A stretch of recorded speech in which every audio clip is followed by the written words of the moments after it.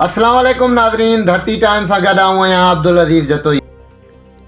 Pakistan peoples party अवामी party आहे जंहिंजूं जड़ूं अवाम में खुतल आहिनि। हू वक़्त जो सरचश्मो अवाम खे तस्लीम करे थी ऐं हू जमहूरियत ते यकीन रखे थी। असांखे पंहिंजे लीडर बिलावल भुट्टो ज़रदारी ते फ़ख़्रु आहे जेको दुनिया जी मञल लीडर ऐं शहीद राणी मोहतरमा बेनज़ीर भुट्टो जो लख़्ते जिगर आहे ऐं पंहिंजे शहीद नाना क़ाइद ज़ुल्फ़िकार अली भुट्टो जे मिशन खे पूरो करण लाइ जाखोड़ करे रहियो आहे। साजिद जो शो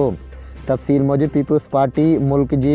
चइनी सूबनि में मक़बूल हुजण सां गॾोगॾु हिन वक़्तु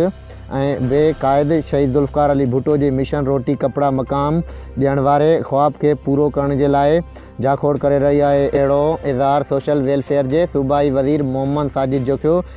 समाजी अॻवान एजाज़ फारूक ख़ासकेली पारां सक़ाफ़ती प्रोग्राम में रहील वेल्ड शील्ड मनता एवार्ड ॾियण जे दौरान अयलगरा प्रेस क्लब जे साफ़ी चेयरमैन मीर अली गौर बलोच आदम सुरेलो गुलशेर सीनियर साफ़ी सिकंदर अली लेगारी सां ॻाल्हाईंदे चयो त पीपी अवामी पार्टी आहे जेका हिन वक़्तु बि अवाम जे दिलनि ते राज करे रही आहे। हुन चयो त असांजो महबूब पार्टी जो चेयरमैन वज़ीर ख़ारजा जूं ज़िम्मेवारियूं संभालींदे शहीद क़ाइद ज़ुल्फ़िकार अली भुट्टो जो छॾियल मिशन रोटी कपिड़ा मकाम वारे प्रोग्राम खे अॻिते वधाईंदे कोशान आहे ऐं हुन चयो त पीपी अदना वर्क आहियूं जंहिं लाइ पार्टी जी क़यादत जे हुकुम ते अवाम जी बेलोस ख़िदमत करे रहिया आहियूं। हुन वधीक चयो त शहीद राणी मोहतरमा बेनज़ीर भुट्टो जे लख़्ते जिगर बिलावल भुट्टो ज़रदारी जे हुकुम ते समूरी सिंध समेत